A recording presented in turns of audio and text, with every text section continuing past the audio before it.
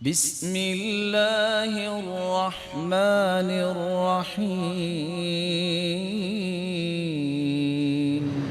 دنیا کے اندر طرح طرح کے غم ہیں، طرح طرح کی بیماریاں ہیں، طرح طرح کے دکھ ہیں، طرح طرح کی مشکلات ہیں، مصائب ہیں اور افکار ہیں۔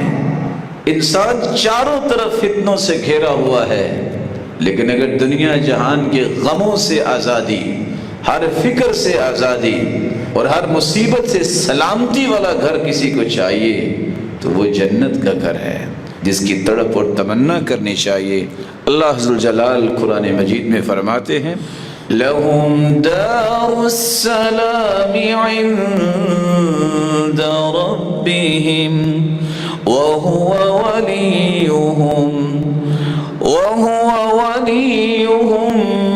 بِمَا كَانُوا يَعْمَلُونَ۔